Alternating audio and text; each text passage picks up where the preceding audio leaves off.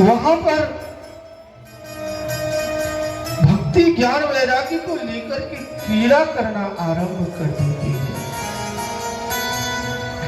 सभी ऋषि मुनि भगवान की कथा में पहुंच जाते हैं, बिना बुलाए पहुंच जाते हैं। वेद वेदांत, गंगा आदि नदियां, पुष्कर आदि तीर्थ, दिशाएं, पर्वत, गंधर्व, दानव, देवता, वैष्णव, सन्यासी और सभी भगवान की कथा जहां होती है वहां स्वयं पधार जाते हैं और उस कथा में सभी लोग पधारे।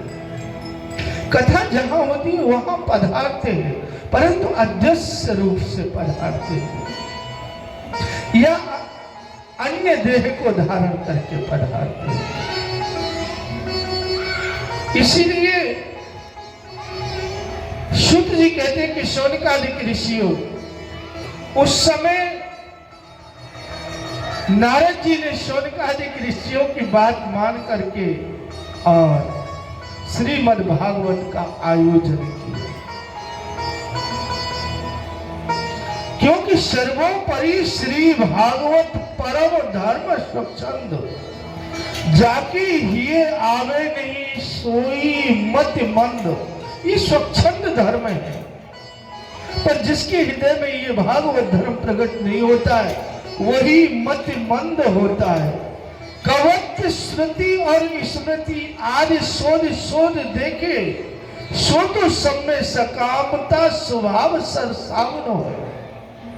और जितने भी साधन है सब में सकामता सरसावनो है।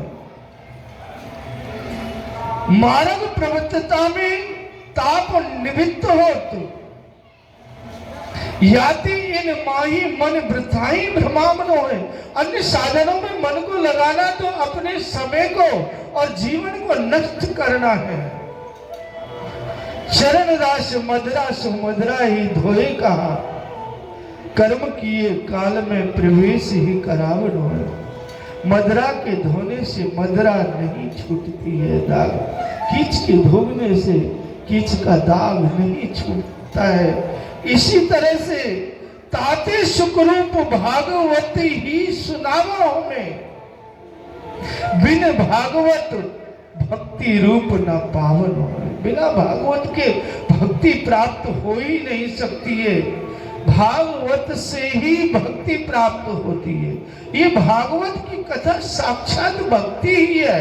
जो भागवत की कथा श्रवण करते हैं वो भक्ति में डूब जाते हैं, वो भक्ति ही होते हैं जो भागवत की कथा का श्रवण करते हैं। जिसके हृदय में भक्ति नहीं है वो भागवत की कथा में पहुंच ही नहीं सकता है, वो भागवत की कथा श्रवण नहीं करेगा।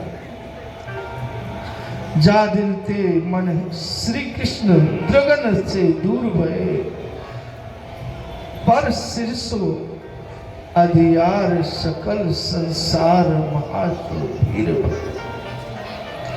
जब भगवान श्री कृष्ण इस धराधाम को छोड़ करके चले जा रहे थे, उसी समय उद्धव जी ने उनसे जिज्ञासा की थी कि प्रभु आपके जाने के बाद इस धराधाम पर तो कलयुग का डेरा हो जाएगा, कलयुग का प्रभाव हो जाएगा, कलयुग आ जाएगा, और ऐसे में सज्जन संत जन कैसे अपना निर्वाह कर सकेंगे। तब भगवान ने कहा, वचन दिया उनको, मैं भागवत के रूप में कलयुग में प्रतिष्ठित रहूंगा। इसलिए श्रीमद् भागवत भगवान का भागमय स्वरूप है। स्वयं भगवान श्री कृष्ण ही भागवत के रूप में प्रतिष्ठित है। एक एक शब्द में, एक एक श्लोक में, एक एक अक्षर में भगवान श्री कृष्ण समाये थे। और भगवान श्री कृष्ण कहाँ से प्रकट होते हैं आप लोगों को पता ही नहीं है, भागवत के ही श्लोकों से प्रकट होते हैं। जिस भी भागवत को दर्शन होते हैं, भक्त को दर्शन होते हैं, वह सत्संग में ही, कथा श्रवण में ही, भागवत के ही शब्दों से प्रकट होते हैं भगवान श्री कृष्ण, और शब्दों से प्रकट होकर के हमारे हृदय में बैठ जाते हैं। बस इसलिए तो भागवत सुनना परम आवश्यक है। जो भागवत श्रवण करते हैं, प्रकट होकर के भागवत के शब्दों से भगवान श्री कृष्ण भक्त के हृदय में प्रवेश कर जाते हैं।